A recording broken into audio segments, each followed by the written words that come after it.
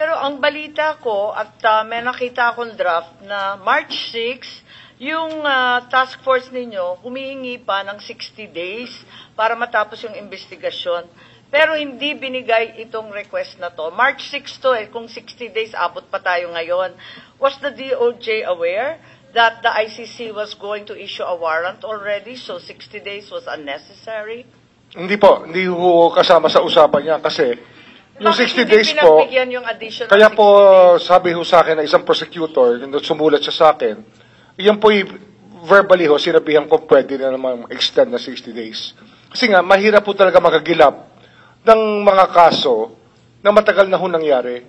Ang sabi ko nga nung isang beses, wala nga mga police report, wala nga mga blatter ang marami.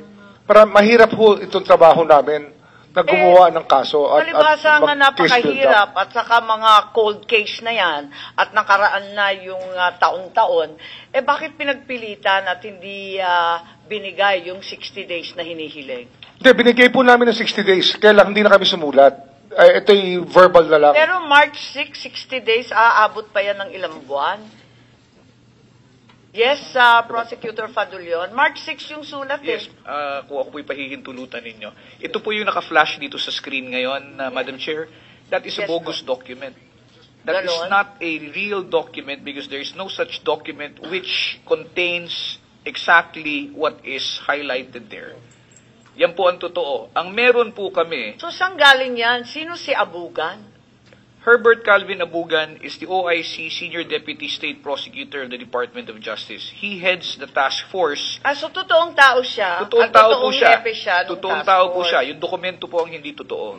Dahil kung titingnan niyo po, Madam Chair, wala hong pirma yan. Kung yan po ay totoong memorandum na nakalusot at nakarating doon sa kinauukulan, dapat po pirmado yan. So binaliwala na lang to at para sa ating lahat, sinasabi niyo peke to.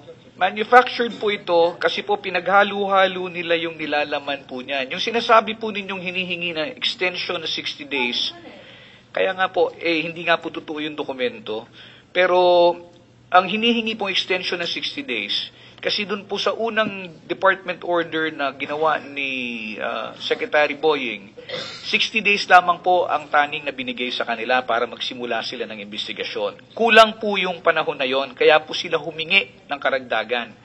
Now, part of those that are indicated in that document, na sinasabi naming non-existing, ang tanging dokumento na nilabas namin ay yung pinadala po namin sa Senate Blue Ribbon Committee, updating the Senate Blue Ribbon Committee on March 6, 2025 of the events that happened in... So yun, tama yun. Opo. At hindi 60 days ang hinihingi. Walang ganon. Wala po kaming binabanggit na 60 days doon po sa sulat.